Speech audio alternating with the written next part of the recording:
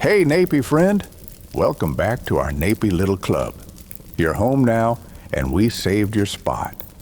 Tonight, we drift back, way back, to a time of flickering candlelight, hushed whispers, and the clinking of strange glass vessels. Imagine the soft, rhythmic bubbling of liquids in oddly shaped flasks, a sound almost like a gentle, distant rain. Picture shelves laden with dried herbs, their faint, dusty aroma mingling with the sharp, almost metallic tang of minerals and the subtle warmth emanating from a hidden furnace. You can almost feel the cool stone walls of a secluded workshop, a sanctuary of secrets and ambitious dreams. This is the realm of medieval alchemy, a place where science, magic, and a healthy dose of wishful thinking danced a slow, smoky waltz. You probably wouldn't have lasted long with their experimental safety protocols, or lack thereof, but here, nestled in your coziest spot, you're perfectly safe to explore their world. We're about to delve into the very real potions they concocted, some surprisingly effective, others. Well, let's just say their ingredient lists sometimes read like a dare. And, oh, the frustration. The sheer, mind-boggling, table-flipping frustration of those elixirs and transmutations that stubbornly refuse to work, no matter how many arcane symbols were chanted or how precisely the bat wings were measured. So, before your eyelids get too heavy, tap that like button and subscribe to keep our sleepy adventures coming. After all, nobody wants to miss out on history's most relaxing secrets, right? If you genuinely enjoy what I do here, and while you're at it, perhaps you could gently type in the comments where you're listening from and what time it is in your corner of the world. It's always lovely to know where our Napy community is tuning in from. So, dim your lights, tune into the soft, comforting fan hum, and ease gently into tonight's journey, because you're now officially in Napy community. You're not just listening, you're an essential part of our Napy family, where every night is soothing, special, and yours. You're safe, valued, and always welcome. You find yourself pushing open a heavy oaken door, its iron hinges groaning a weary welcome, a sound that seems to echo from centuries past. The air that greets you is a world away from the crisp night air you just left behind. It's thick, a curious, complex perfume that tickles your senses. There's the scent of dried rosemary and thyme, hanging in dusty bunches from the low wooden rafters. Beneath that, a sharper, almost tangy note of sulfur. Think of a recently struck match, but somehow more profound, more ancient. And interwoven with it all is an underlying earthy aroma of damp stone, old, well-loved parchment, and the faintest hint of something metallic, perhaps coppery, or the slightly sweet, musty smell of lead slowly surrendering to the air.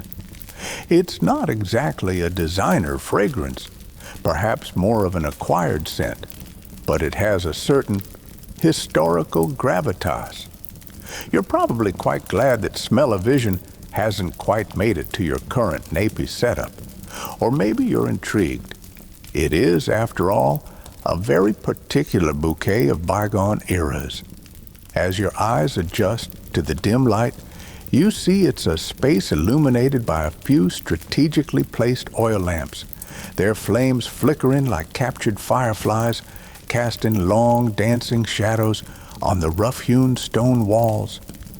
These shadows play tricks, making the strange assortment of glass and clay apparatus scattered on wooden benches seem to twitch and breathe with a life of their own. In a far corner, a heavily banked furnace emits a soft, ruddy glow, its steady heat a gentle, sleepy hum that you can almost feel as a comforting warmth on your skin, even from across the room.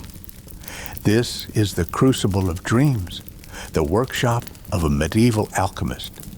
These early practitioners, often as enigmatic as the bubbling concoctions they oversaw, weren't just eccentrics in impressively pointy hats, though one imagines the hat game was strong for some. They were driven by a profound quest, a journey that was as much spiritual as it was material. They held a deep-seated belief that the world around them was a book of secrets, and if they could just find the right key, the right process, they could unlock the fundamental principles of creation.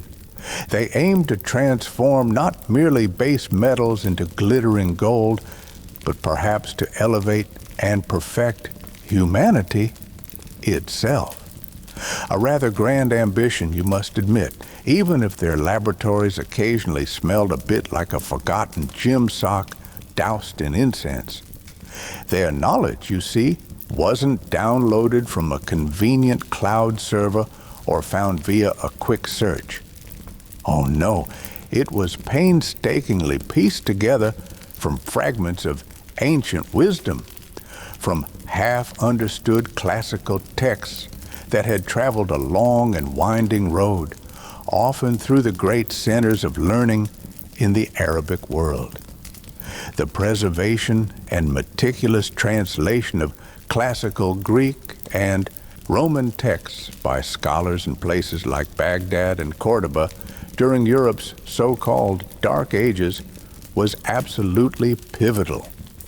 These translations flowing back into Europe helped fuel not only the Renaissance, but also the very foundations of early scientific thought, including the complex tapestry of alchemy.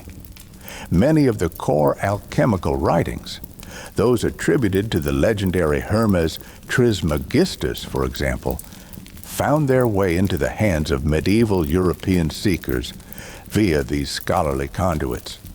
While the glittering dream of transmuting lead into gold, the famous magnum opus, was undoubtedly a headline attraction for many alchemists, it was also deeply symbolic. They weren't just after a get-rich-quick scheme, though a sudden influx of gold would surely have been welcome for funding further research, and perhaps a new, less leaky roof for the lab. They yearned for the Philosopher's Stone, not only as an agent of metallic transformation, but as a kind of universal panacea, a mythical substance capable of perfecting all things, curing all known diseases, and perhaps most enticingly, granting a significantly extended lifespan. Talk about a versatile product.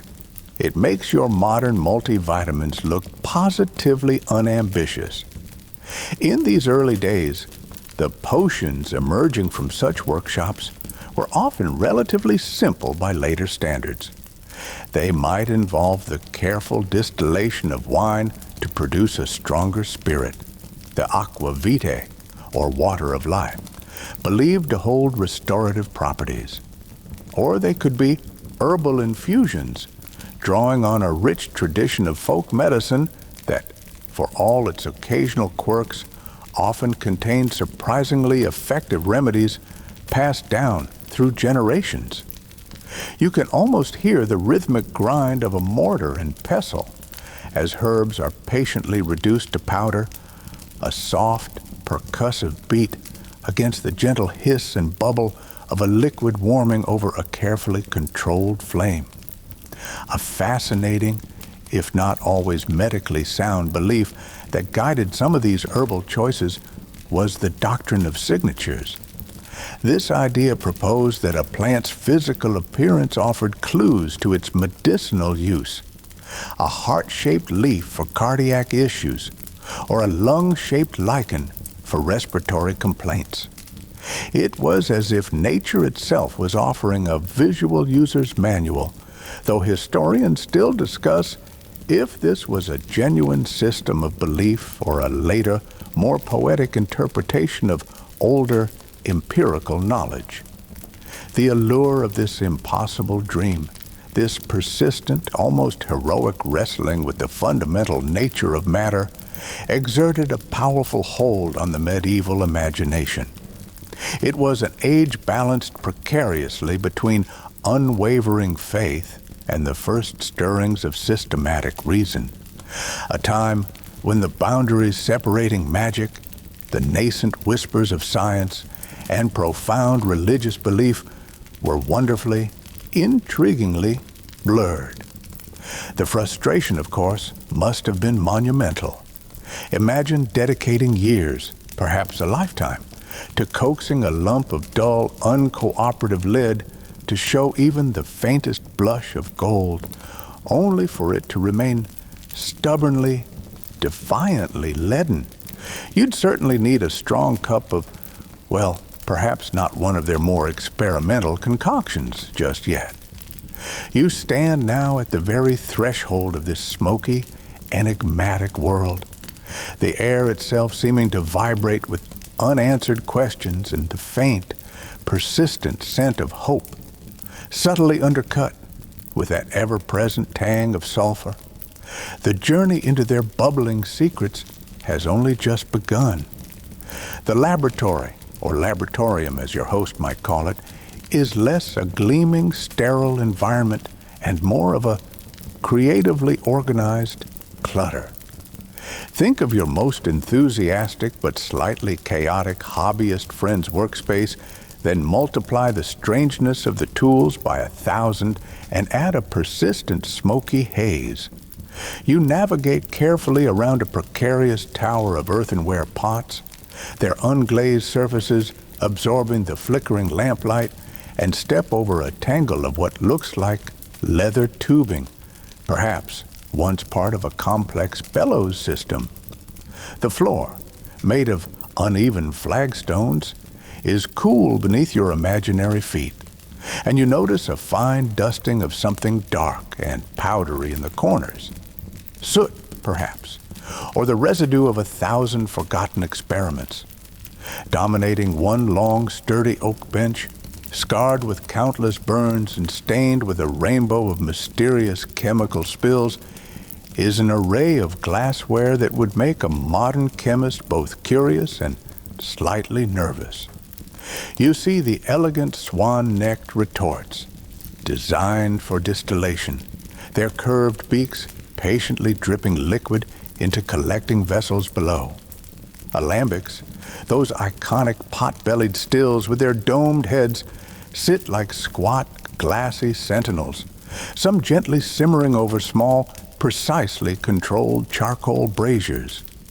The glass itself is often greenish or brownish, full of imperfections, tiny bubbles and swirling striations, a testament to the artisanal glass-blowing techniques of the era. It's a far cry from the pristine, uniform Pyrex you might picture, and one imagines a fair few of these delicate vessels met untimely, explosive ends. You can almost hear the sharp, sudden tink of glass fracturing under too much heat, or an unexpected pressure buildup, followed by a very medieval sigh of frustration and perhaps a muttered curse in heavily accented Latin. It's a wonder they had any eyebrows left. Then there are the crucibles, sturdy little bowls made of fired clay, designed to withstand the ferocious heat of the alchemist's furnace. They come in various sizes, some small enough to nestle in the palm of your hand, others large enough to hold a substantial quantity of whatever metal was currently undergoing its ordeal by fire. Many are blackened and cracked from repeated use, silent witnesses to countless failed attempts to achieve the great work. Nearby, you spot mortars and pestles of stone, bronze, and even agate, essential for grinding everything from dried herbs and iridescent beetle wings to chunks of metallic ore. The rhythmic, almost meditative thump-thump scrape of grinding would have been a common soundtrack in this workshop, a percussive backdrop to the gentle bubbling and hissing of the chemical processes. Manuscripts are everywhere. Some are weighty, leather-bound tomes, their clasps intricate and heavy, filled with dense, spidery script in Latin or Greek, perhaps even Arabic. Others are looser collections of parchment, scrawled with diagrams of arcane symbols, planetary alignments, and cryptic, coded recipes. You might see a drawing of an Ouroboros, the serpent devouring its own tail, symbolizing eternity and cyclical processes. Or perhaps a complex diagram illustrating the supposed relationships between the 7 known metals of antiquity, gold, silver, copper, iron, tin, lead, and mercury, and the 7 celestial bodies. These weren't just notebooks. They were treasure maps to the secrets of the universe, though the directions were often frustratingly allegorical. Historiadoras ainda discutum see the extreme secrecy and symbolic language used in many alchemical texts were primarily to protect hard-won knowledge from the unworthy and the prying eyes of the church, or if they were simply a reflection of a mystical worldview where direct, plain language was deemed insufficient to describe profound truths. Perhaps it was a bit of both. A fascinating, almost forgotten tool you might spot is the athanor. This was a special type of furnace designed for long, slow, gentle heating, sometimes intended to maintain a constant temperature for weeks or even months on end. Imagine the patience required. It was often described as the alchemist's philosophical egg hatcher, a vessel where the prima materia, or first matter, could be incubated and slowly transformed. Building and maintaining a functional athanor, with its complex flues and careful fuel management, was a significant technical achievement in itself. It's a far cry from just chucking a few logs on a fire. This was precision heating, medieval style. One shudders to think of the fire safety implications, especially with all those flammable parchments lying about.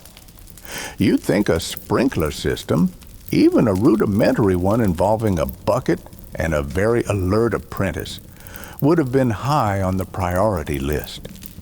The organization here, as you've noticed, follows a certain internal logic, even if it appears chaotic to your modern eyes.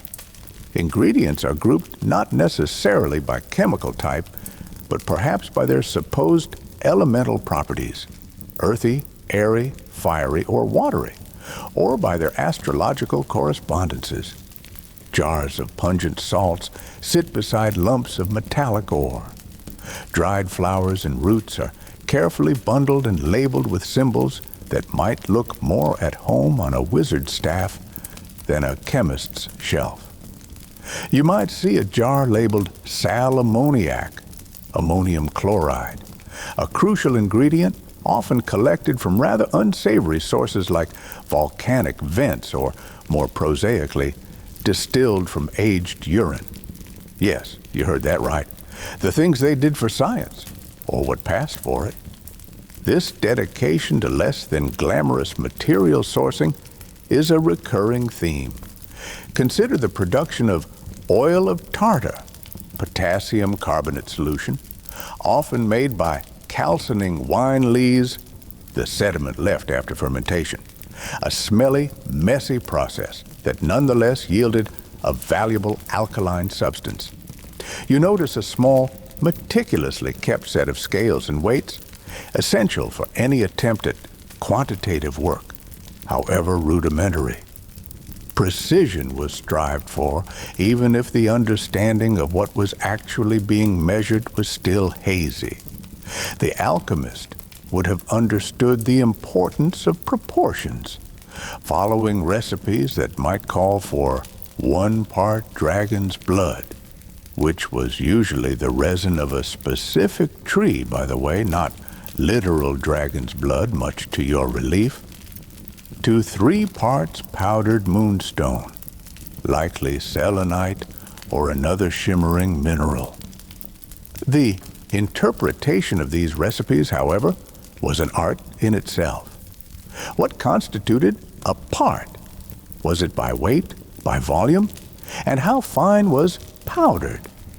These ambiguities led to endless variations and, no doubt, a great deal of experimental inconsistency. The air, as we've established, is thick. But beyond the general smoky, herby, metallic aroma, you might detect specific olfactory notes as you move through the space. Near one bench, where liquids are being gently heated in glass flasks, there's a sharp, vinegary smell, perhaps acetic acid being distilled. From another corner, where metals are being treated, a faint, acrid whiff of sulfur dioxide might prickle your nostrils, a byproduct of roasting sulfide ores. It's a complex symphony of smells, a constant reminder that this is a place of active transformation, of substances being broken down and, hopefully, reformed into something new and more perfect. You are standing in the very heart of this transformative ambition, surrounded by the tools of a trade that was equal parts art, science, and unwavering, often frustratingly unrewarded, faith. The alchemist believed that by understanding and manipulating these substances, they were not just changing matter, but also participating in a divine cosmic process.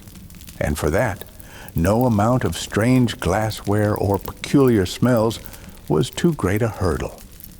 Leaving the more intimidating arrays of alembics and crucibles, you drift towards a slightly less chaotic corner of the laboratory.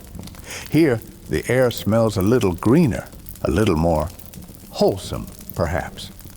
This is where your alchemist, when not chasing the shimmering ghost of gold, might engage in the preparation of more practical and often genuinely helpful concoctions.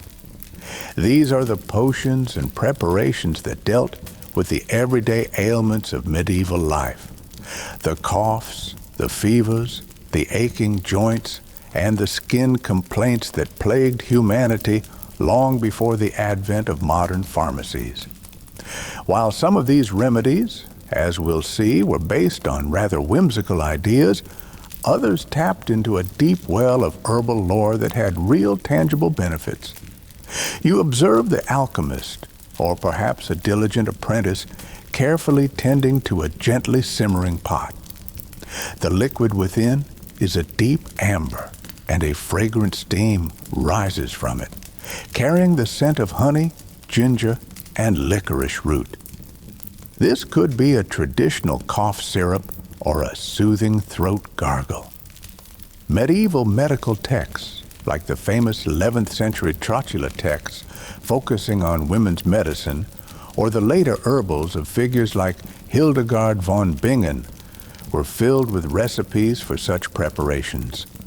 Hildegard, a remarkable 12th century abbess, mystic, and composer, also wrote extensively on medicine and natural history, advocating for the use of various herbs, spices, and even gemstones for healing.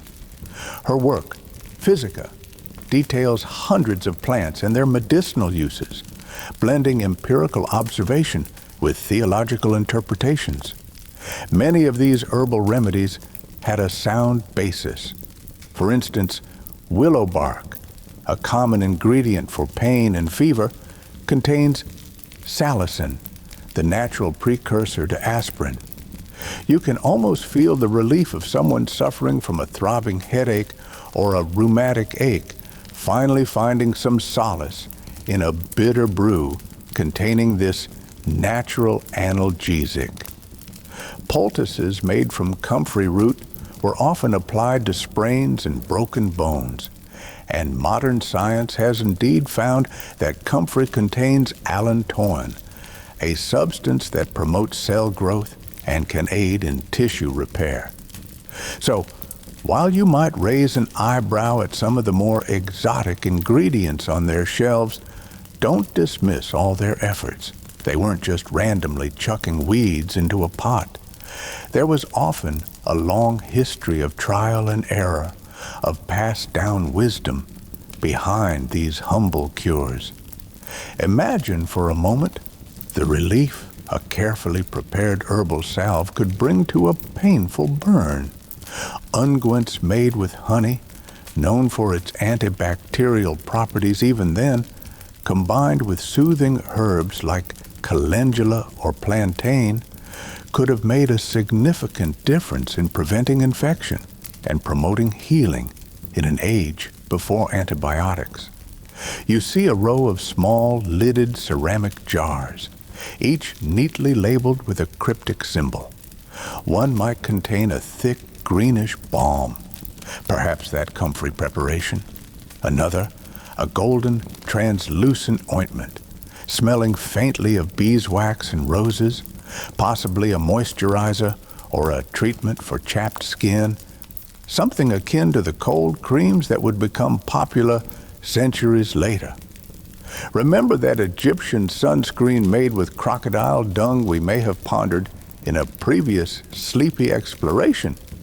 Well, these medieval skin treatments were generally much more fragrant and far less reliant on reptilian byproducts, which is a definite improvement in your book. Of course, not all their healing potions were quite so sensible. Alongside the genuinely effective herbal remedies, you'd find preparations based on more imaginative principles.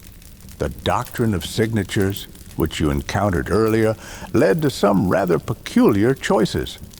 Lungwort, a plant with spotted leaves thought to resemble diseased lungs, was prescribed for respiratory ailments. Walnuts, with their brain-like appearance, were deemed good for headaches and cognitive issues. It's a charmingly literal way of looking at nature's pharmacy, but one that probably led to as many disappointments as cures. You can almost hear the alchemist earnestly explaining to a skeptical patient, "See these spots? Clearly, this plant understands your lungs." The patient, meanwhile, is probably just hoping it doesn't taste too awful. And then there were the ingredients that strayed into the truly bizarre. Powdered mummy, believe it or not, was a highly prized medicinal ingredient from the 12th century well into the 18th century.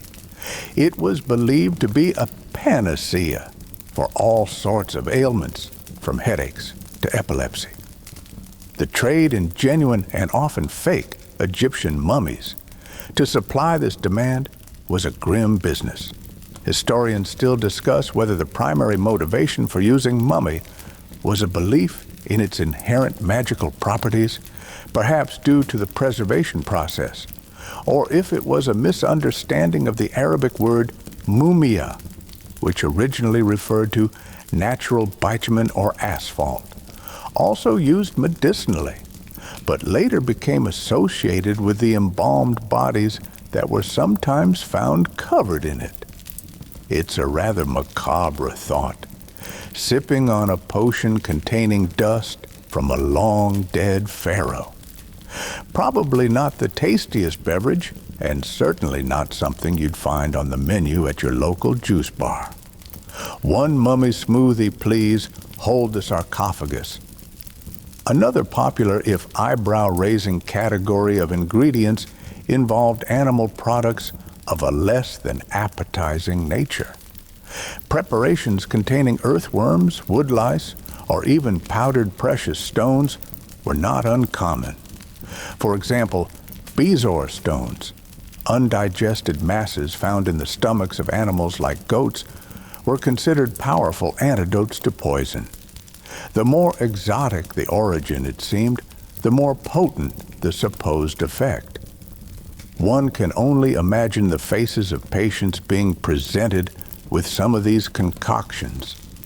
Though, to be fair, if you were suffering from a painful and inexplicable medieval malady, you might be willing to try just about anything. Despite these eccentricities, the core of their real potions often lay in that solid, practical, herbal knowledge. The careful drying of herbs to preserve their potency, the art of infusion, steeping in hot water like a tea, decoction, boiling to extract deeper constituents, and the creation of tinctures, extracting properties using alcohol, were all techniques honed in these alchemical workshops, techniques that still form the basis of herbal medicine today. The aqua vitae, or distilled alcohol, which you saw being produced earlier, wasn't just for a bit of Dutch courage. It was a crucial solvent for extracting and preserving the medicinal compounds from plants. So, as you observe this quieter corner, where the focus is less on transmuting reality and more on mending it, you see a different facet of the alchemist. Not just a chaser of impossible dreams, but also a practical healer, a pharmacist of their time, working with the tools and knowledge available. Their successes were modest, perhaps, when measured against the grand ambition of the philosopher's stone, but for the person whose fever was broken by a willow bark brew, or whose wound healed cleanly thanks to a honeyed salve, these humble potions were nothing short of miraculous. The line between a successful herbal tea and a failed elixir for immortality was perhaps just a matter of expectation. And sometimes a soothing cup of licorice tea is all the magic one truly needs. Now, you drift away from the relatively sensible world of herbal remedies and find yourself drawn almost magnetically towards the heart of the alchemical obsession, the furnace. Not the gentle, simmering heat you saw used for herbal infusions, but a much more intense roaring beast, its fiery breath contained within thick clay and brick. This is where the alchemist wrestled directly with the stubborn nature of metals, in the fervent, often desperate pursuit of transmutation. Specifically, the legendary goal of turning base metals like lead or iron into pure glittering gold. The air here is hotter, drier, and carries the acrid tang of superheated minerals and the faint metallic scent of disappointment. Imagine the scene.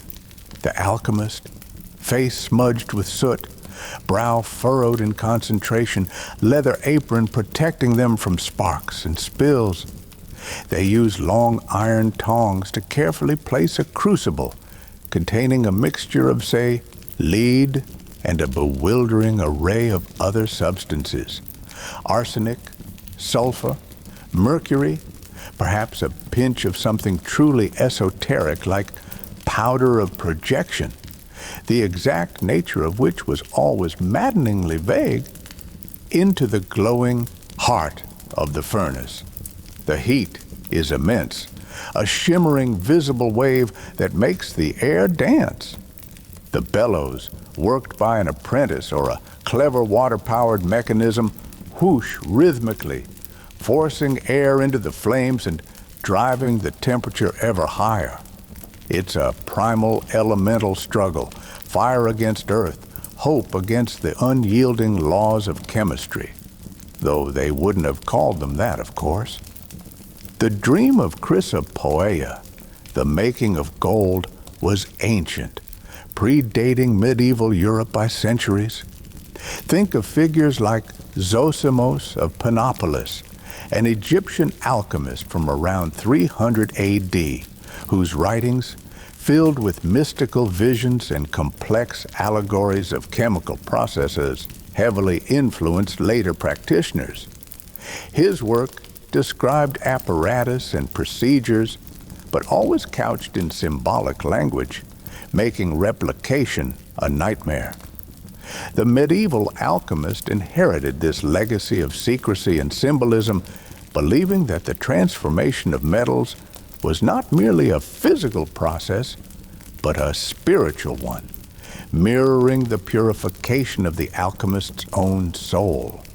So, if your lead stubbornly remained lit, perhaps your soul just wasn't pure enough.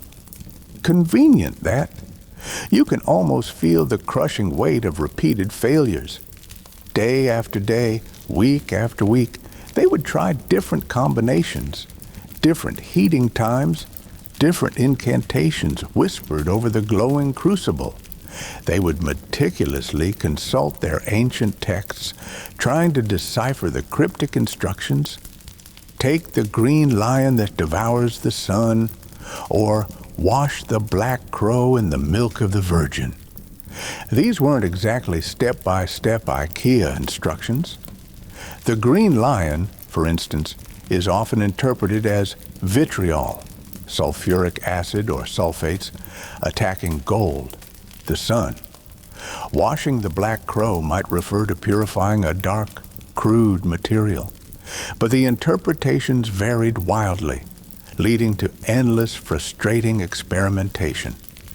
Historiadores aimed to discutum the extent to which these allegories were intended as genuine chemical recipes versus purely spiritual metaphors.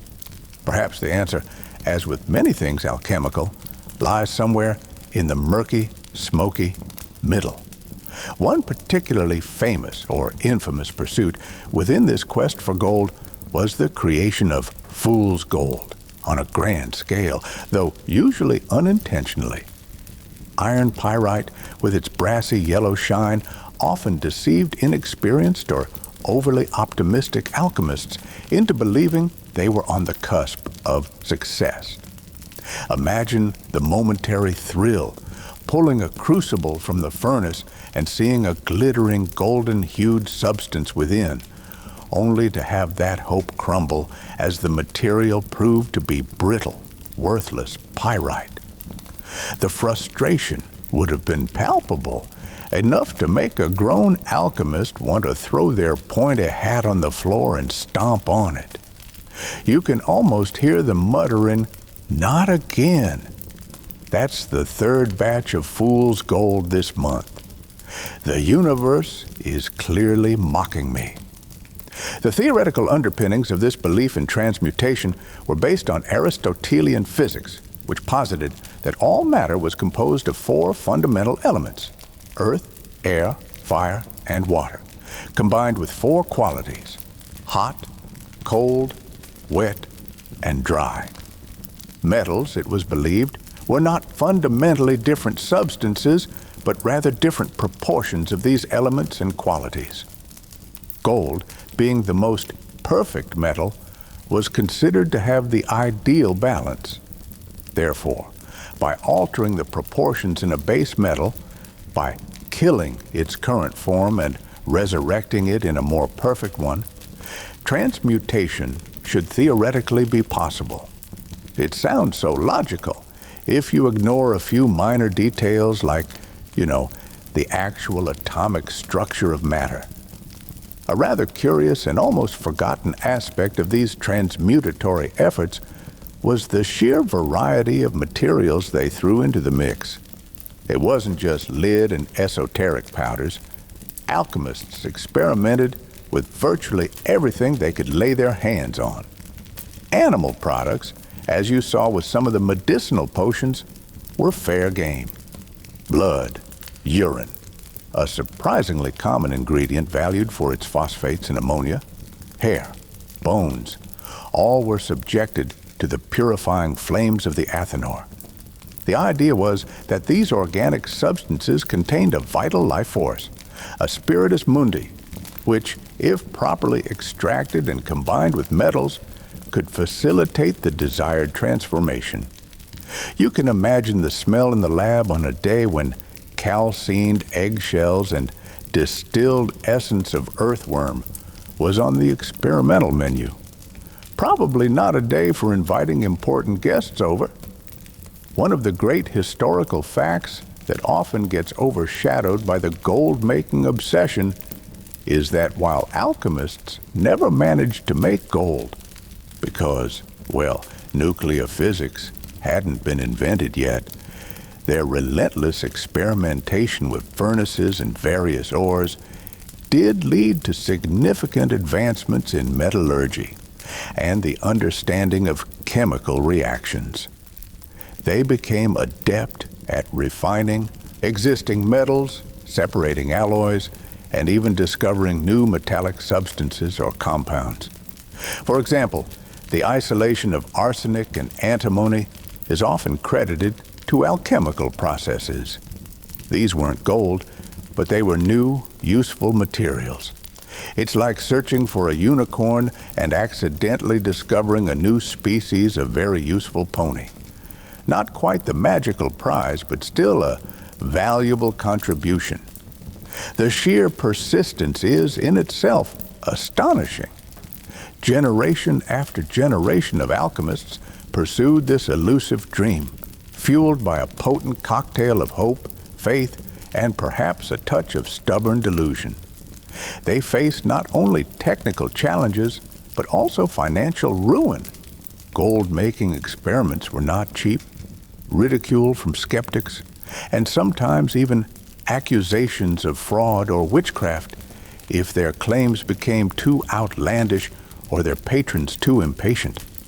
Yet, the dream of the golden gleam, the promise of ultimate material perfection, kept the furnaces burning and the crucibles glowing.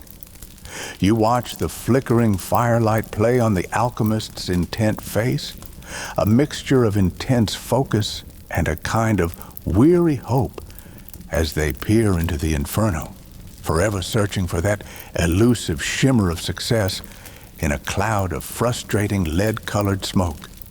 The only gold they consistently produced was the fool's variety, a glittering testament to their unwavering, if ultimately misguided, ambition. If the relentless, often fruitless pursuit of gold was the alchemist's primary material obsession, then the quest for the elixir of life, or the elixir of immortality, was its spiritual and perhaps even more tantalizing counterpart. You move away from the searing heat of the transmutatory furnace to a quieter, more contemplative part of the laboratory. Here, the focus shifts from metallic transformation to the even more ambitious goal of cheating death itself, or at least postponing it for a very, very long time. The vessels here might be smaller, more delicate, the liquids within them often brightly colored or strangely opalescent, hinting at the exotic and often bizarre ingredients that went into these life-extending brews. The dream of an elixir capable of granting eternal youth or vastly prolonged life is as old as civilization itself. From the mythical ambrosia of the Greek gods to the peaches of immortality in Chinese folklore, humanity has always yearned for a way to overcome its mortal coil. Medieval alchemists inherited and enthusiastically embraced this quest, believing that the same principles that could perfect metals could also perfect the human body, purging it of the corruptions that led to aging, disease, and ultimately death. The philosopher's stone, that miraculous substance they so fervently sought, was often believed to be the key ingredient in the elixir of life. A tiny pinch of the stone, dissolved in wine or another suitable medium, was thought to create a potion of unparalleled potency. Imagine the alchemist, perhaps a little older now, their face etched with the lines of countless sleepless nights spent poring over ancient texts and tending to bubbling concoctions. Their focus is intense as they carefully measure a drop of quintessence, a highly purified extract, into a small vial containing a shimmering liquid. The quintessence, or fifth element, was believed to be the pure, life-giving spirit inherent in all things, and its extraction was a crucial step in creating the elixir. This often involved complex, repeated distillations, sometimes of alcohol, which they called aqua vitae, the water of life, a term you've encountered before in the context of medicinal spirits. But here, the aqua vitae was envisioned as something far more profound, a carrier for the very essence of vitality. The ingredients proposed for these elixirs were, as you might expect, often a blend of the exotic, the symbolic, and the downright peculiar. Gold itself, in a potable form, aurum potabile, was a popular candidate. The logic was simple. Gold is incorruptible, unchanging, perfect. Therefore, consuming gold should impart these qualities to the body. The problem, of course, is that metallic gold is rather inert and passes through the digestive system unchanged. Alchemists spent centuries trying to create genuinely soluble and absorbable forms of gold, often resulting in colloidal suspensions of finely powdered gold, which, while pretty, probably didn't do much for your lifespan.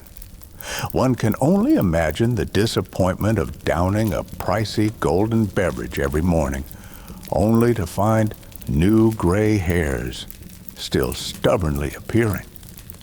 Perhaps I needed the 24-karat version, they might muse. Other, more esoteric ingredients included powdered pearls, gemstones, and extracts from rare herbs and animal parts, often chosen for their symbolic associations with longevity or purity. Think of the reverence for substances like jade in Chinese alchemy, also believed to promote longevity. There was a cross-pollination of ideas, as tales of Eastern elixirs and immortal sages trickled westward along trade routes like the Silk Road, which wasn't just for silk and spices, but also for stories and, indeed, alchemical knowledge. The quest for immortality was a global phenomenon.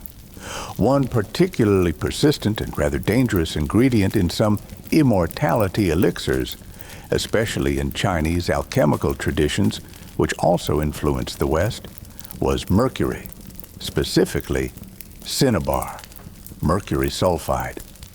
While mercury compounds were used medicinally in small controlled doses for certain ailments, a practice that continued for centuries, often with dire consequences, the idea of ingesting mercury for longevity was, to put it mildly, ill-advised. The irony of seeking eternal life through a highly toxic heavy metal is quite profound. Historiadores ain't a discutum whether the alchemists who promoted mercury-based elixirs were unaware of its long-term toxicity, if they believed their purification processes neutralized the danger, or if some deaths attributed to taking the elixir were simply not connected in their minds to the ingredients. It's a sobering thought. The elixir of life potentially being a fast track to the afterlife. You can almost taste the strange, complex brew on your tongue, or perhaps you're wisely choosing not to. The flavors would have been a bizarre medley. The metallic tang of mineral salts, the bitterness of exotic herbs, perhaps a cloying sweetness from honey, or preserved fruits used to mask less palatable components. And the texture. Some elixirs were described as syrupy, others as clear as water, and some, no doubt, had a rather alarming sediment. Each sip would have been taken with a mixture of hope and trepidation. Would this be the draught that finally turned back the clock, or just another expensive and unpleasant-tasting failure? A curious side note to the elixir quest is the legend of figures who supposedly succeeded. The Comte de Saint-Germain, an 18th century adventurer and alchemist, claimed to be centuries old and to possess the secret of eternal youth. He was a master of self-promotion and mystique, and his tales captivated the courts of Europe. While undoubtedly a charlatan in many respects, he embodied the enduring allure of the immortality dream. Even earlier, figures like Nicolas Flamel, the 14th century Parisian scribe, became legendary for supposedly discovering the Philosopher's Stone and achieving immortality with his wife, Perenelle. Though historical evidence for Flamel's alchemical prowess is thin, his legend fueled the hopes of countless later seekers. You can almost picture him, not aging a day, sipping his morning elixir and chuckling at the mortals still struggling with their tax returns. The frustration involved in this particular quest must have been even more profound than that of gold making. With gold, you could at least see or not see a physical change. But how do you measure increased longevity? If you feel a bit more spry after taking an elixir for a month, is it working? Or is it just a placebo effect or a good night's sleep? The feedback loop was impossibly long and the variables uncountable. This didn't deter the true believers, of course. They would point to ancient sages, biblical patriarchs who lived for hundreds of years as evidence that extended life was possible. The failure, therefore, was not in the dream itself, but in their current inability to unlock the secret. So, as you observe these hopeful, often bizarre attempts to bottle eternity, you are witnessing a fundamental human desire pushed to its most ambitious and imaginative limits. The elixirs may have been dubious, the ingredients questionable, and the results non-existent. But the yearning for more time, for a life free from decay and disease, is something that resonates even now. The medieval alchemist, carefully decanting a glowing liquid into a crystal vial, was not just mixing chemicals. They were trying to pour out a measure of pure, undiluted hope, even if it often tasted a bit like disappointment and wishful thinking, with a faint aftertaste of mercury. As you continue your exploration of this shadowy laboratory, the atmosphere shifts subtly. The air, still thick with the usual alchemical potpourri of herbs, minerals, and smoke, now seems to carry an undercurrent of something more clandestine, perhaps even a little sinister. You've moved from the realm of hopeful cures and ambitious, if misguided, metallurgical dreams into an area where the alchemist's knowledge intersected with power, intrigue, and the darker aspects of human nature. This is the shadowy domain of potions palatianas, concoctions sought not just for health or wealth, but for influence, control, and sometimes for far more nefarious purposes. Here, the line between a potent remedy and a subtle poison could become perilously, deliberately blurred. Imagine a scene not in the dusty workshop, but in the opulent, torch-lit chambers of a royal court. A nervous alchemist, perhaps summoned under the cloak of secrecy, presents a small, elegantly crafted vial to a powerful nobleman or even a monarch. The contents might be described as a cordial to ensure vigor or a tincture to secure favor. But the unspoken understanding, the glint in the patron's eye, might hint at a different application. In a world where political fortunes could turn on a dime, where rivals lurked in every shadow, and where succession was often a bloody affair, the allure of a potion that could subtly influence minds, or less subtly remove an obstacle, was immense. The knowledge of poisons was in many ways a natural extension of the alchemist's study of potent substances. To understand how to make a cure, one often had to understand what caused harm. Many of the same materials used in attempts to create elixirs or transmutations, arsenic, mercury, antimony, lead compounds, along with extracts from poisonous plants like nightshade, belladonna, hemlock, or aconite, wolfsbane, were well known for their toxic properties. The alchemist, with their skills in extraction, distillation, and combination, was uniquely positioned to refine these substances, concentrating their power, or, more chillingly, disguising their taste and delaying their effects. It's a bit like being a master chef who also happens to know exactly which mushrooms will send you on a one-way trip to the choir invisible. A useful, if somewhat alarming, skill set.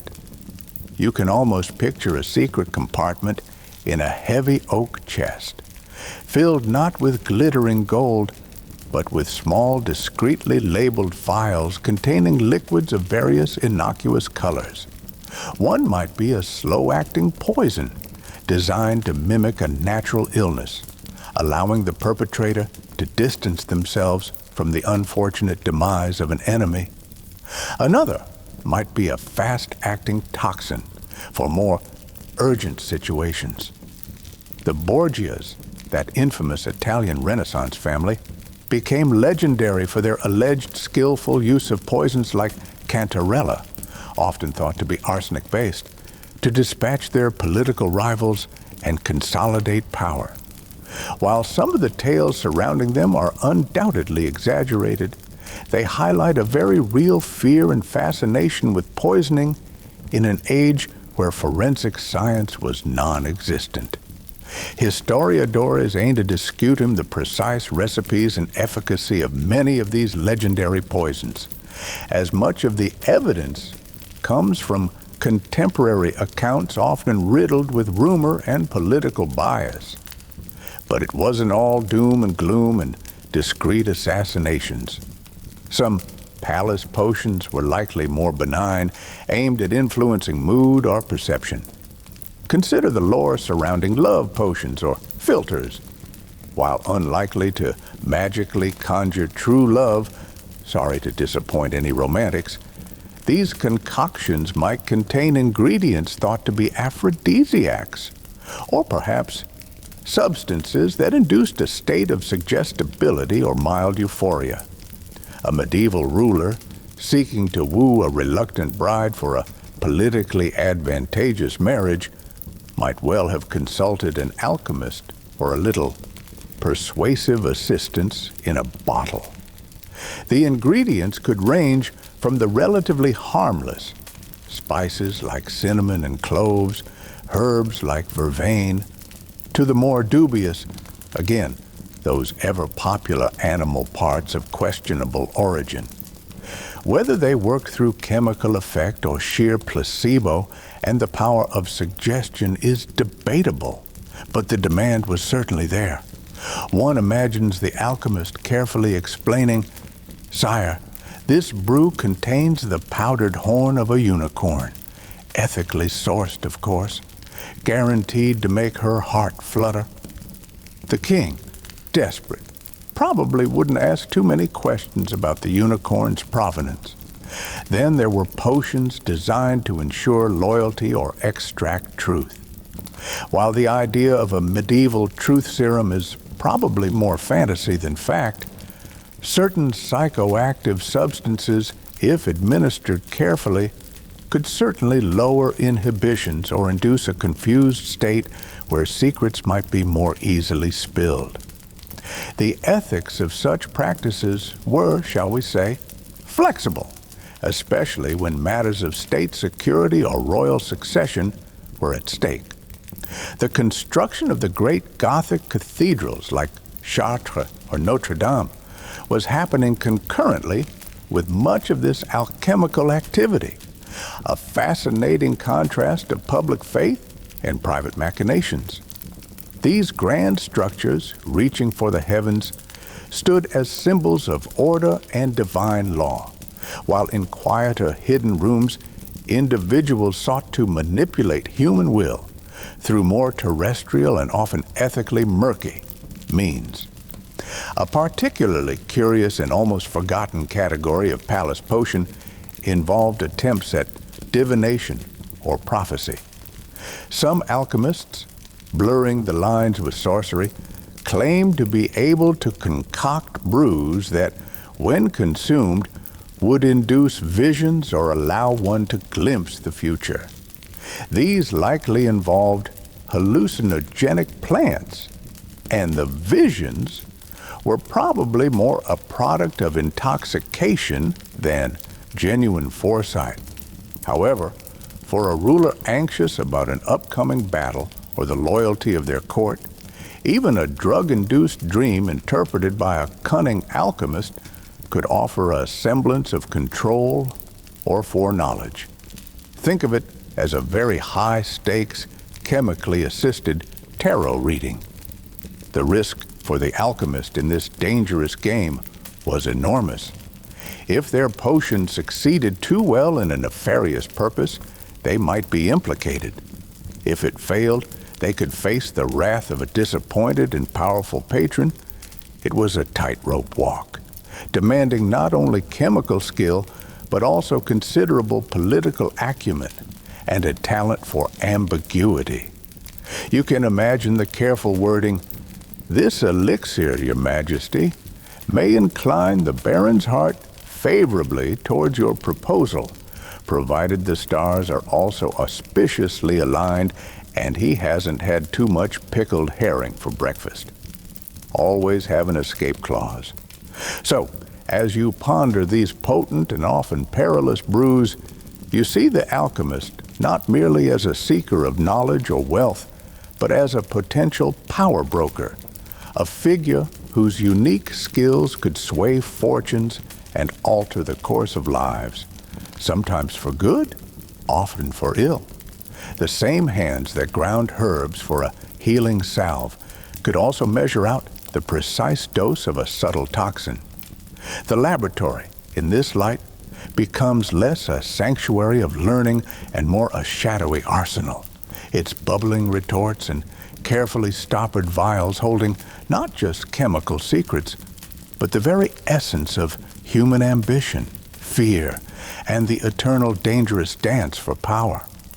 The allure of alchemy, with its whispered promises of gold, eternal life, and potent potions, naturally attracted not only dedicated scholars and powerful patrons, but also a fascinating and often frustrating cast of characters, the charlatans. As you navigate further through the laboratory, perhaps you notice a few items that seem a little too flashy, a little too theatrical. A strangely glowing crystal, probably just cleverly backlit, a bubbling flask filled with a suspiciously vibrant, unearthly blue liquid, likely just common copper sulfate solution with some creative lighting. This is where the earnest, if often misguided quest for knowledge sometimes gave way to the art of the con. In an age of widespread illiteracy and limited scientific understanding, it was relatively easy for a quick-witted, silver-tongued individual to exploit the hopes and fears of the populace.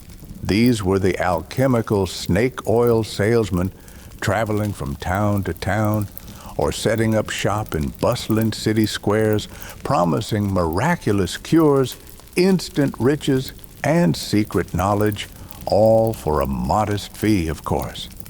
They were masters of presentation, understanding that a good show could be just as convincing as actual results, if not more so. You can almost see one now, a flamboyant figure with a velvet cape, perhaps a bit threadbare on closer inspection, and an air of profound, mysterious wisdom, dazzling a crowd with a puff of colored smoke or a cleverly manipulated chemical reaction that seemed to defy nature. "Behold," he might cry, holding aloft a vial of ordinary water to which he's discreetly added a chemical that makes it change color, the very essence of the moon, captured for your vitality. The crowd oohs and ahs, conveniently overlooking the fact that the moon is a large rock and probably doesn't have an essence that fits in a bottle. These charlatans often focused on the most popular, and easily marketable aspects of alchemy. Potions promising to restore youth and vigor were always bestsellers. Who wouldn't want a sip from the fountain of youth, especially if it was conveniently bottled and available for just a few silver coins? These elixirs were often little more than colored water, perhaps with some herbs for flavor and a strong dose of alcohol to give a temporary feeling of warmth and well-being. The placebo effect, combined with the power of suggestion from a charismatic salesman, could be remarkably potent. If you truly believed a potion would make you feel better, sometimes it actually did, at least for a little while. It's the ancestor of all those lose weight fast without dieting schemes, too good to be true, but oh so tempting. Another favorite trick was the staged transmutation. A charlatan might claim to have discovered the secret of turning lead into gold and would offer to perform a demonstration, for a price, naturally, to cover the expensive and rare ingredients. They might use a crucible with a false bottom, containing a small amount of real gold hidden beneath a layer of wax. As the crucible was heated, the wax would melt, and the gold would magically appear amongst the molten lead. Or they might employ sleight of hand, substituting a piece of gold for lead at a crucial moment. The audience, astounded, would eagerly buy samples of the magical powder or invest in the alchemist's grand scheme to produce gold on an industrial scale. Of course, once the money was collected, the charlatan would often disappear, leaving behind a trail of duped investors and a lingering smell of sulfur and broken dreams.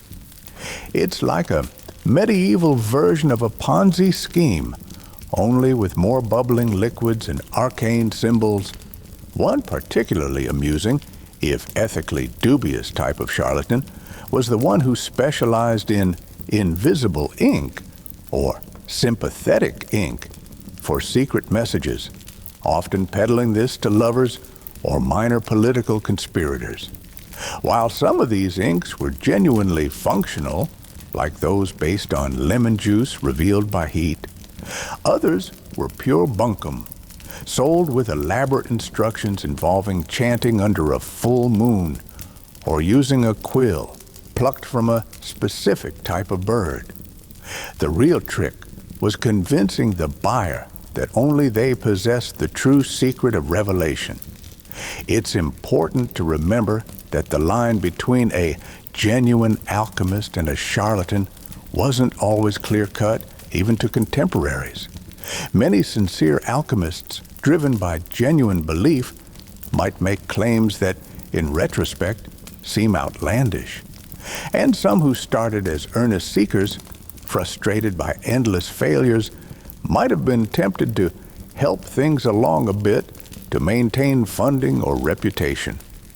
The pressure to produce results, especially when backed by an impatient or demanding patron, could be immense.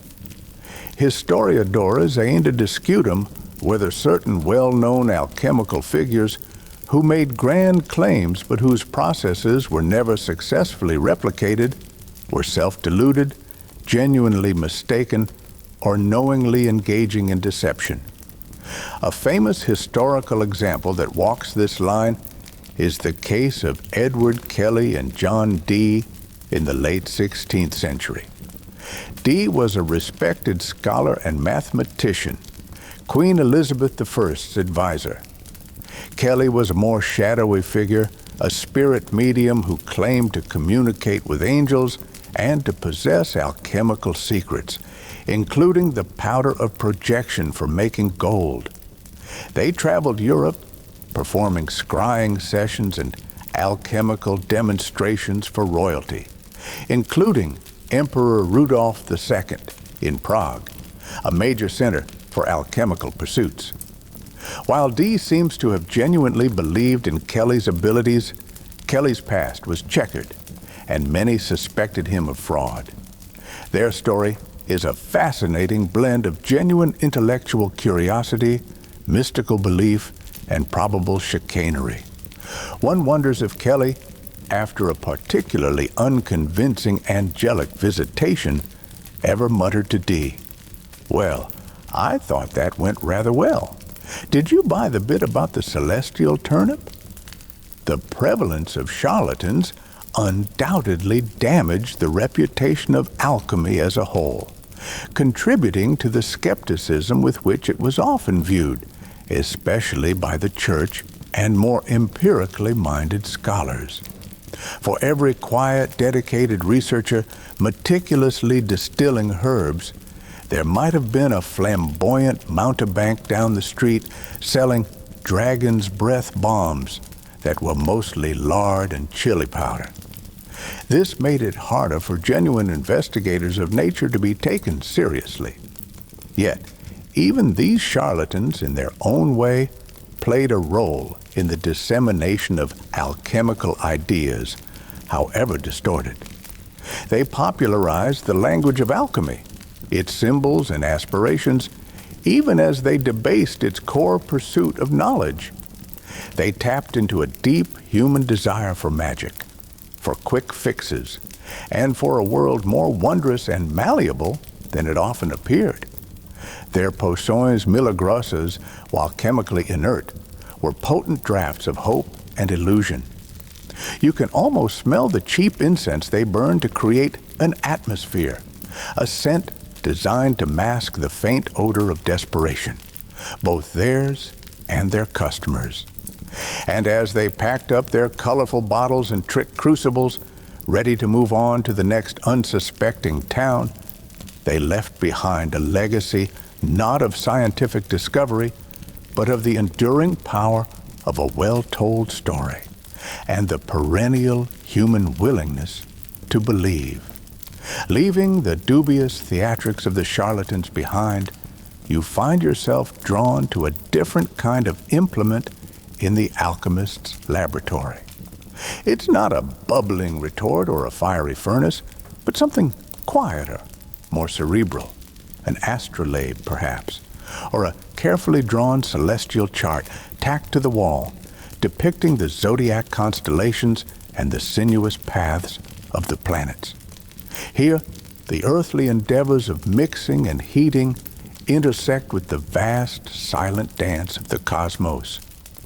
For the medieval alchemist, the universe was not a collection of disparate, independent parts, but an interconnected whole, a great chain of being where events in the heavens profoundly influenced affairs on earth, right down to the success or failure of a chemical operation in their very own workshop.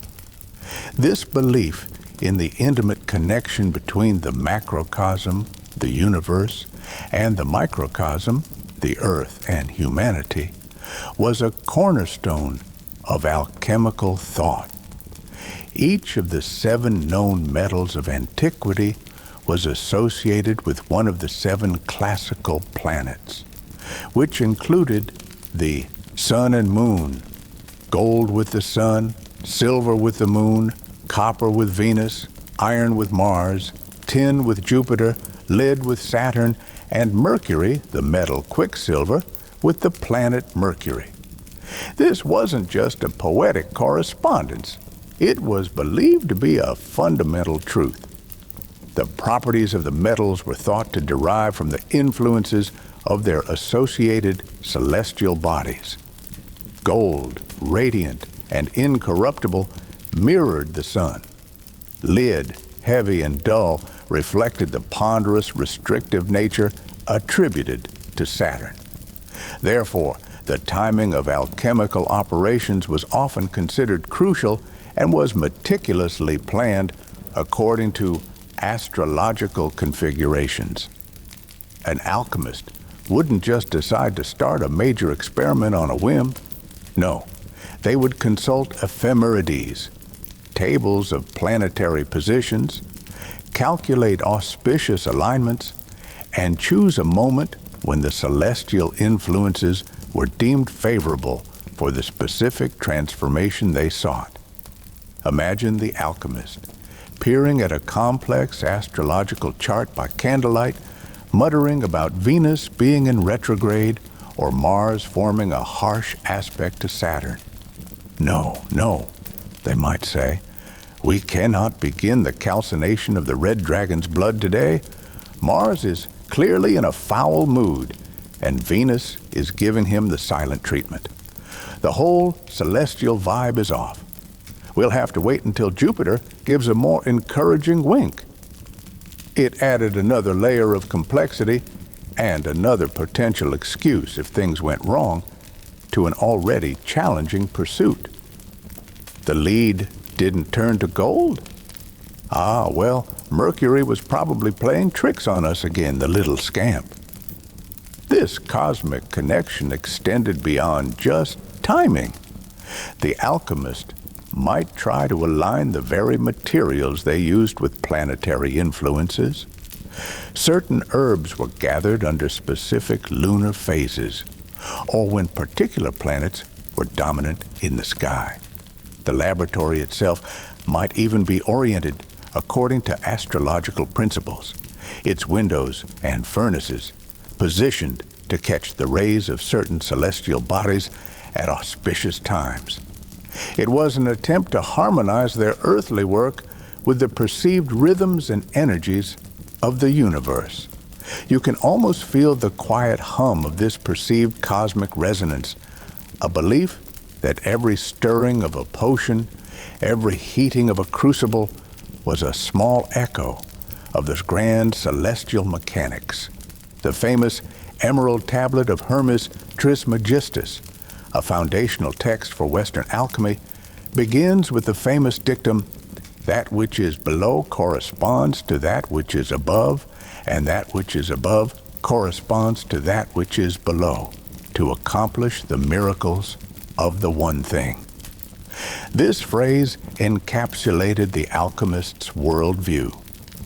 The patterns observed in the heavens, the cyclical movements of the planets, the changing seasons, were seen as reflections of processes that could and should be replicated in the laboratory. The great work of transmutation was, in a sense, an attempt to recreate on a small scale the cosmic processes of creation and perfection. This intertwining of alchemy and astrology was not unique to Europe. Similar beliefs were prevalent in Arabic, Indian, and Chinese alchemical traditions. The idea that celestial forces shape terrestrial matter and events was a widespread ancient concept. For example, the discovery of distillation, a key alchemical process for purification and separation, was a monumental achievement in the history of science, often credited to early Arabic alchemists like Jabir ibn Hayyan, Geber. While they made practical advancements, their work was still deeply embedded in this astrological and cosmological framework. They weren't just chemists, they were cosmic engineers trying to understand and work with the subtle energies that bound the universe together. Of course, this reliance on astrological timing and celestial correspondences could be a source of immense frustration. Planetary alignments are complex and ever-changing. Waiting for the perfect celestial moment could mean long delays. And what if two different astrological interpretations suggested conflicting optimal times? Historiadores ainda discutem de métodos precisos e o grau de rigidez com que os alquimistas aplicaram os princípios astronômicos. Was it a strict set of rules, or more of a guiding framework open to interpretation and adaptation? Given the often allegorical nature of alchemical texts, it was likely a combination, with individual practitioners developing their own nuanced approaches. Imagine an alchemist meticulously preparing a complex mixture only to glance at their celestial charts and realize that the moon has unexpectedly entered a void of course period, deemed unfavorable for new undertakings. The entire operation might have to be postponed, the precious ingredients carefully stored, all because of a perceived cosmic hiccup. This added an element of profound patience, or perhaps profound procrastination, to the alchemical endeavor. It wasn't enough to master the physical materials. One also had to be in tune with the symphony of the spheres. This cosmic dimension also elevated the alchemist's work beyond mere craftsmanship or even early science. It imbued it with a sacred priestly quality. By aligning their operations with the heavens, they were participating in a divine order, seeking to understand and harness the creative forces of God or the cosmos. This spiritual aspect was deeply important to many alchemists, who saw their laboratory work as a path to enlightenment as much as a means to material transformation. The purification of metals was often seen as a metaphor for the purification of the alchemist's own soul. So, as you observe the astrolabes, the charts, and the quiet contemplation they represent, you see alchemy not just as a hands-on, messy, experimental practice, but also as a deeply philosophical and spiritual discipline. The bubbling in the retort was not just a chemical reaction, it was a tiny echo of the movements of the planets, a small dance mirroring the grand ballet of the cosmos. The success of a potion or a transmutation depended not only on the right ingredients and the right heat, but also on the right moment, a moment whispered by the stars, if only one knew how to listen. The flickering candlelight in the alchemist's laboratory seems to cast longer, more contemplative shadows now. For centuries, this world of symbolic correspondences, astrological timings, and mystical transformations held sway. But as you continue your journey through time, you begin to sense a subtle shift in the atmosphere. The heavy scent of sulfur and esoteric herbs is still present, but now a new, almost imperceptible current is stirring the air. The first faint breezes of what would eventually become the scientific revolution. The unquestioned authority of ancient texts and mystical interpretations is slowly, almost reluctantly, beginning to yield to a new way of interrogating nature. Systematic observation, repeatable experimentation, and the rigorous application of reason. This wasn't an overnight change, of course. There was no single moment when an alchemist dramatically threw down their copy of Hermes Trismegistus and declared, "Enough of this mystical mumbo-jumbo. From now on, it's all double-blind trials and peer-reviewed papers." The transition from alchemy to chemistry was a gradual, complex process, spanning centuries, and many of the figures who laid the groundwork for modern chemistry still considered themselves alchemists, or at least worked within that established tradition. They were often standing with one foot in the old world of symbolic meaning, and the other tentatively stepping into the new world of empirical investigation.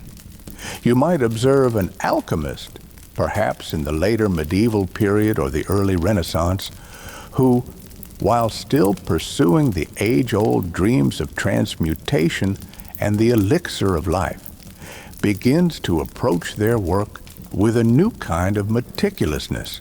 They might start keeping more detailed notes, not just cryptic allegories, but careful records of quantities, procedures, and observed results. They might become more interested in the how of a reaction, not just the why in a philosophical sense. This shift in focus from seeking hidden meanings to understanding tangible processes was crucial. Think of figures like Paracelsus in the 16th century.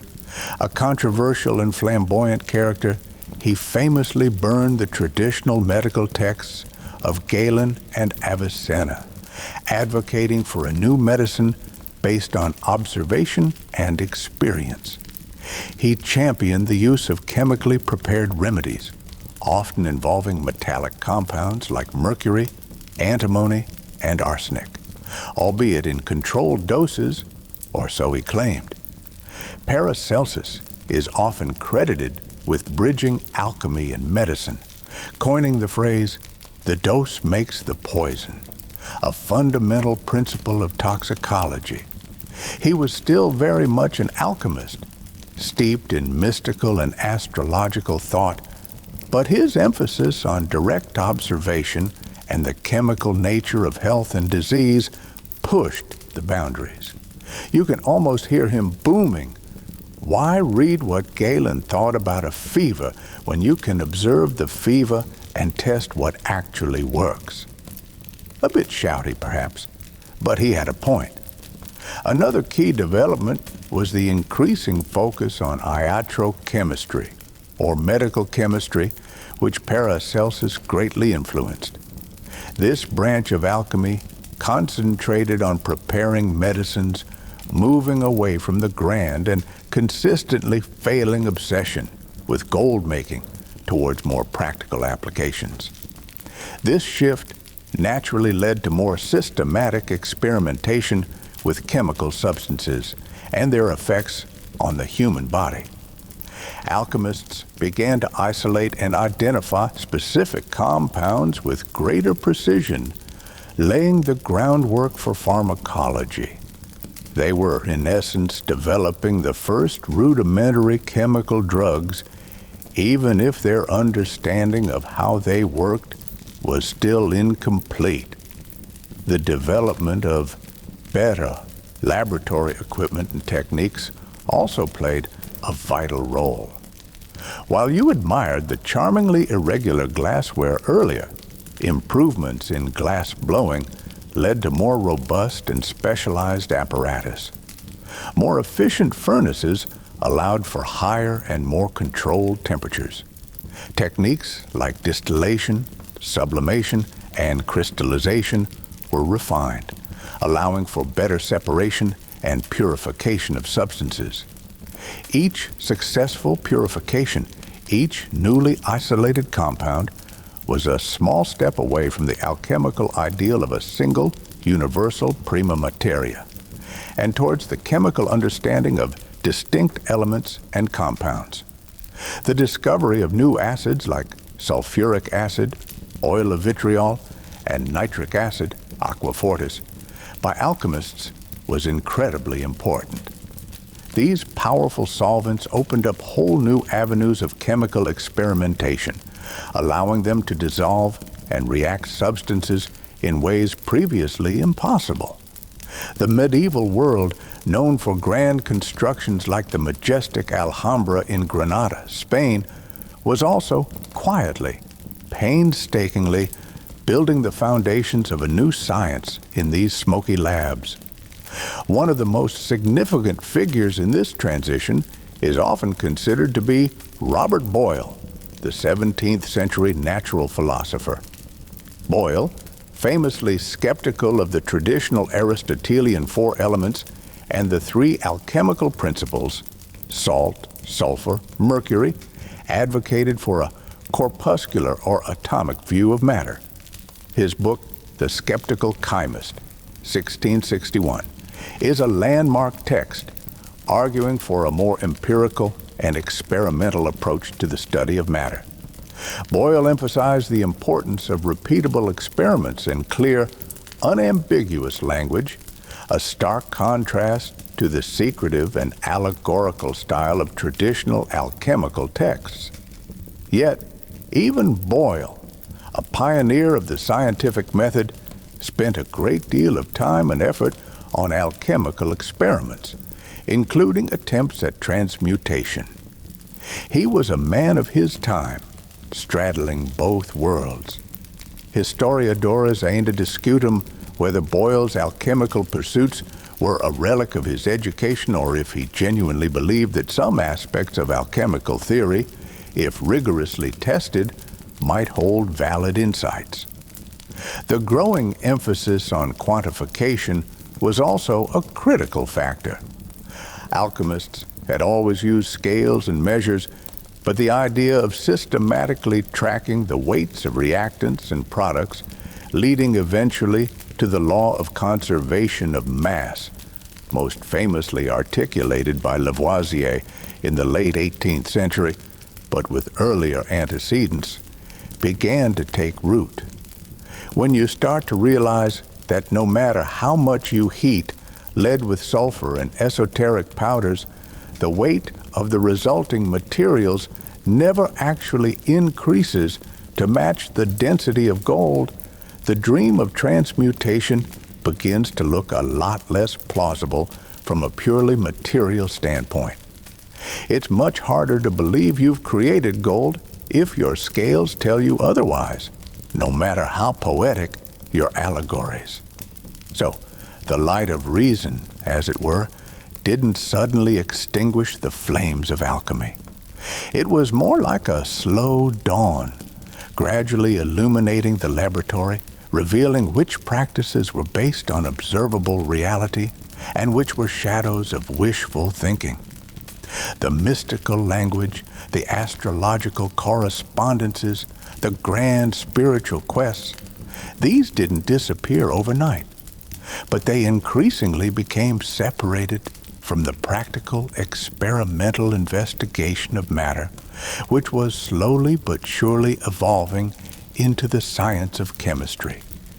The alchemist who once sought to harmonize their work with the cosmos was gradually becoming the chemist who sought to understand the predictable, testable laws that govern the material world.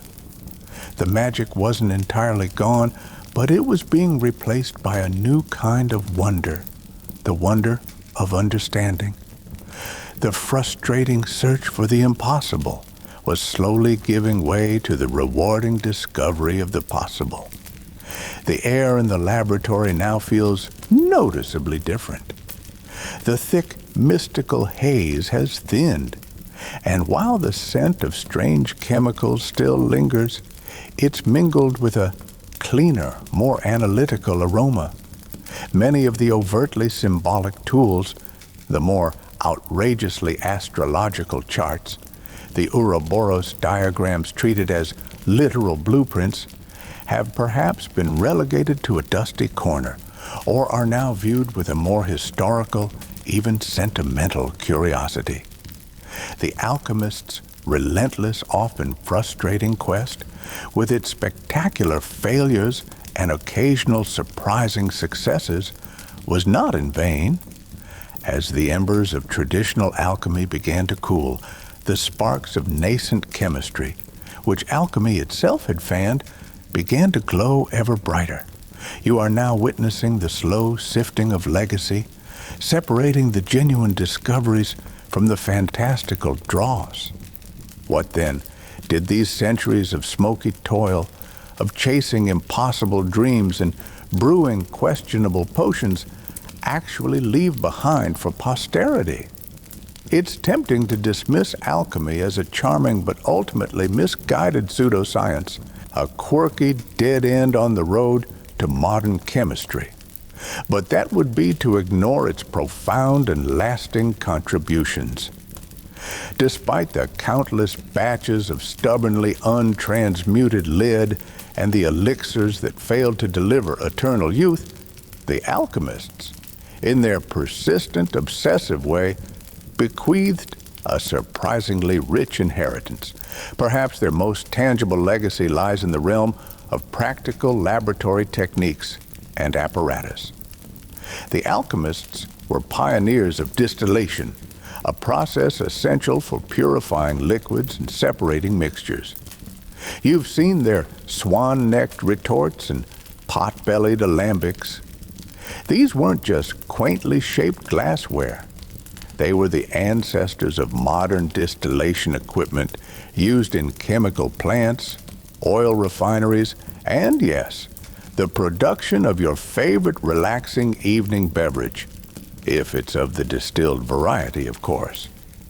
They refined techniques for crystallization, crucial for obtaining pure substances, sublimation for purifying solids, and various methods of extraction and filtration.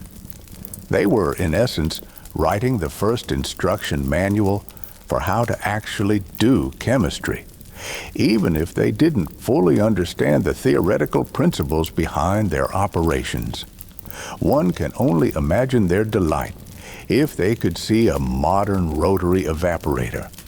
All that efficient distillation without having to constantly tend a smoky charcoal brazier.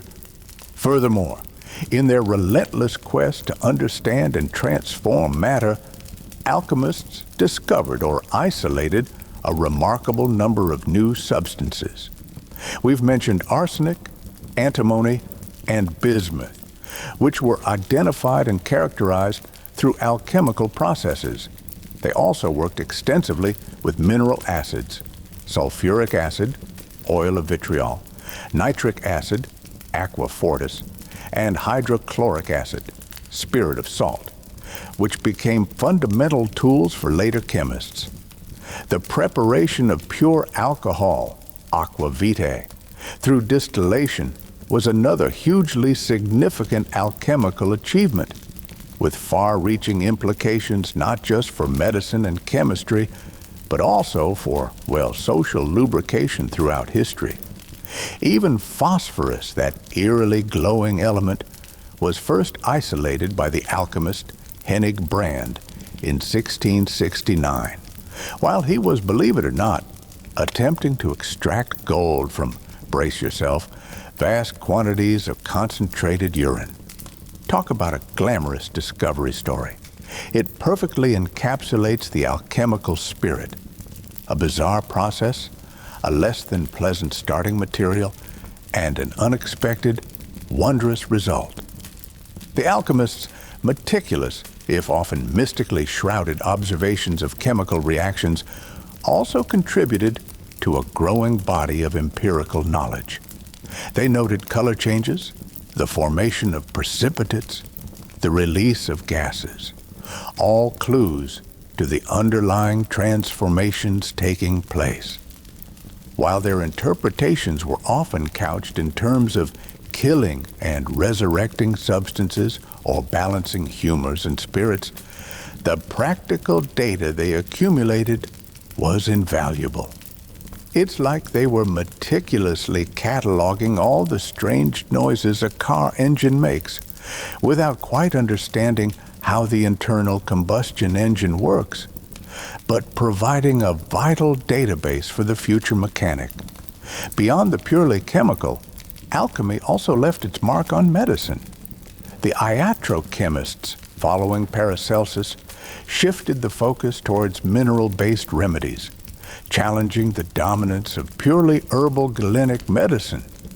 While some of their metallic cures were undoubtedly toxic and harmful, the widespread use of mercury for syphilis, for example, had devastating side effects. The principle of using chemically prepared substances for therapeutic purposes was a crucial step towards modern pharmacology.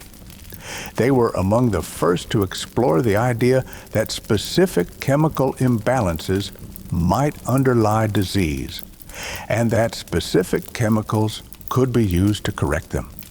Historiadores aimed to discutum the net benefit versus harm of early iatrochemical practices, but the conceptual shift was undeniably significant.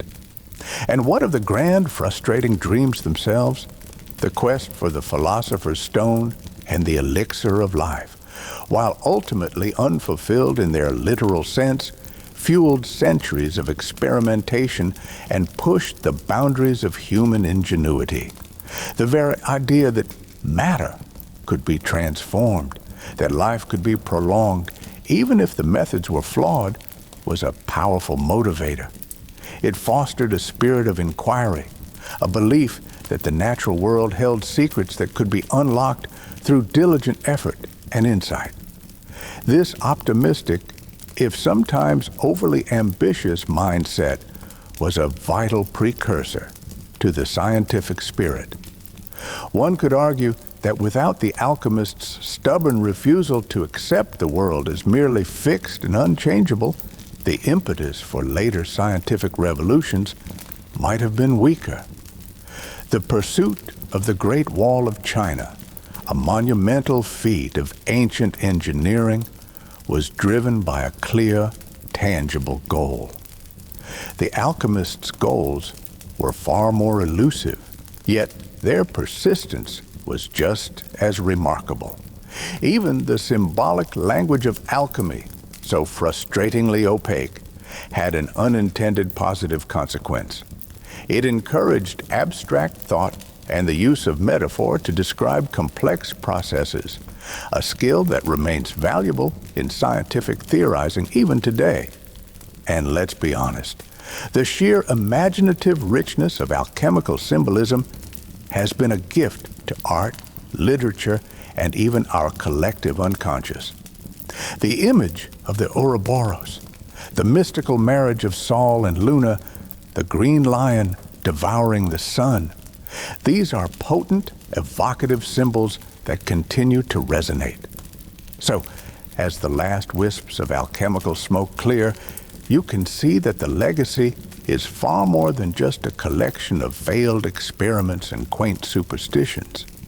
It's a foundation of practical techniques, a catalog of newly discovered substances, a shift towards chemical medicine, and perhaps most importantly, a testament to the enduring human drive to understand, to transform, and to dream beyond the boundaries of the known. The frustration was absurd, the failures monumental, but from those very frustrations, from the ashes of countless exploded crucibles and disappointing elixirs, arose many of the building blocks of the modern world. The alchemists may not have found the gold they sought in their furnaces, but they left behind a different kind of treasure, one forged in the fires of curiosity and perseverance. And so, dear Napi friend, our journey through the smoky, bubbling world of medieval alchemy gently, softly draws to a close. The flickering candlelight in those ancient laboratories begins to dim. The once insistent bubbling of strange concoctions slows to a soft, rhythmic whisper, like distant, sleepy breaths. The sharp tang of sulfur and exotic herbs gradually fades, replaced by the quiet, comforting scent of old parchment and the peaceful dust of ages settling undisturbed. You can almost feel the cool, smooth surface of a time-worn wooden bench beneath your fingertips, a silent witness to centuries of dreams, both grand and gloriously, absurdly unfulfilled. The intense focus of the alchemist, that furrowed brow and soot-smudged cheek, now softens in the twilight of our exploration. The frustrations, the monumental table-flipping exasperations of lid that stubbornly remained lid, of elixirs that tasted more of disappointment than eternal youth, begin to lose their sharp edges. They become, instead, part of a larger, quieter story, a human story of persistent, hopeful striving against the perceived limits of the possible. Imagine those earnest, hopeful faces now relaxing, their long day of wrestling with the secrets of the universe finally ending. The relentless quest gives way to a well-earned, gentle repose. The weight of ancient tomes, filled with their cryptic symbols and allegorical recipes, seems to lift, their secrets now gently resting, no longer demanding immediate decipherment. The clinking of glassware, the roar of the furnace, the rhythmic thud of the mortar and pestle, all these sounds recede, growing fainter and fainter, until only a profound, comforting silence remains, a silence filled with the gentle echoes of what has been. You are enveloped in a sense of deep, unhurried calm, a tranquility as profound as the alchemist's most sought-after meditative state. Think of the soft, steady glow of the Athanor, that philosophical furnace now banked low for the night, its embers pulsing like a sleeping heart, a gentle, warm beacon in the dimness. It radiates a soft, encompassing warmth, a feeling of safety and contentment that spreads through you like a soothing balm. There are no more urgent experiments to conduct, no celestial alignments to anxiously await. There is only this moment of peaceful stillness, this gentle unwinding, as the world outside the laboratory walls also prepares for its nightly rest. The heavy, oaken door of the workshop, which groaned its welcome, now seems to whisper a soft good night. The shadows that once danced with such animated life now lengthen and soften, merging into a comforting, velvety darkness. You feel your own eyelids growing wonderfully heavy, your breath deepening, slowing to a calm, natural rhythm, like the gentle ebb and flow of a peaceful tide on a distant moonlit shore. Every muscle in your body relaxes, releasing any lingering tension, letting go, drifting. You are safe here, in this quiet space between waking and dreaming, wrapped in the cozy blanket of this ancient sleepy tale. The alchemists, with all their hopes and their charmingly absurd frustrations, have played their part, and now they, too, recede into the soft mists of history, leaving behind a legacy not of glittering gold, but of enduring human curiosity and the quiet, persistent glow of knowledge slowly, patiently being kindled. Let their quiet dedication, their peaceful nightly retreat from the day's toils, be your own guide to a deep and restful slumber. The most potent elixir, perhaps, is simply this: the profound restorative peace of a mind gently set adrift on the calm, dark waters of sleep. End of history. Sweet dreams.